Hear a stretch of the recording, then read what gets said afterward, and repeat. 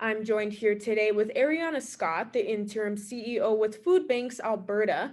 Thanks so much for joining us today. Now, food banks in Alberta and BC are now introducing a kind emergency response preparedness training system. What's all involved with this?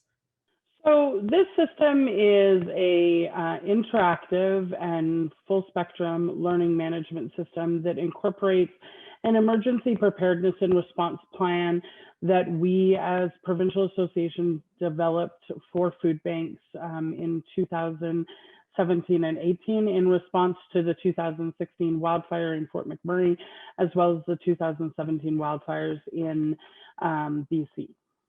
And this system is also being supported by the Canadian Red Cross. Yeah, so the online learning management system was made financially possible by the Red Cross, both in Alberta and British Columbia. Our respective Red Cross departments were able to help fund each of the provincial aspects. What made Food Banks Alberta and Food Banks British Columbia unite to start this system? So in 2016, when the wildfires happened in Fort McMurray, Food Banks Alberta played a large role in assisting not only the food bank in Fort McMurray, but food banks across the province manage the evacuees from that fire. After that event, Food Banks Alberta made a commitment to contract an expert to build an emergency response plan for food banks within Alberta. In 2017, at our provincial conference, the Food Banks BC folks attended a session put on by Food Banks Alberta, the Wood Buffalo Food Bank, and the Canadian Red Cross, where we talked about the plan to move forward with this scalable template that food banks could implement individually as well as across the province. A month later, British Columbia found themselves in a very similar situation with fires and contacted us and asked to join forces and to partner in the development of that template. So it was really in the response to the fires, but it was also in response to the numerous disasters that each of our provinces had seen in the years prior to that, going back as far as the floods of 2013. And is the plan for this system to not only help during natural disaster season, but with people throughout the pandemic as well? Yeah, so the plan includes a pandemic section.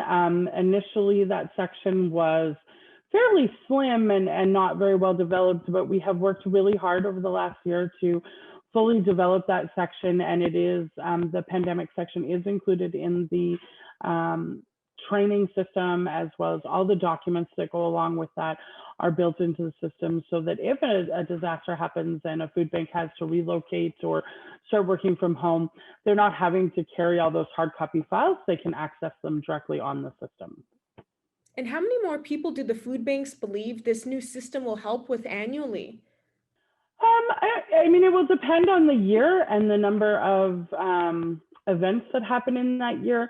But I think that what it does is it creates a consistent and structured platform under which food banks in the two provinces will respond, how the two provincial associations will respond, and it gives everybody a really clear idea of how to respond depending on which kind of event it is and who's responsible for what and how we can work together to achieve those goals and not just try to do it in silos.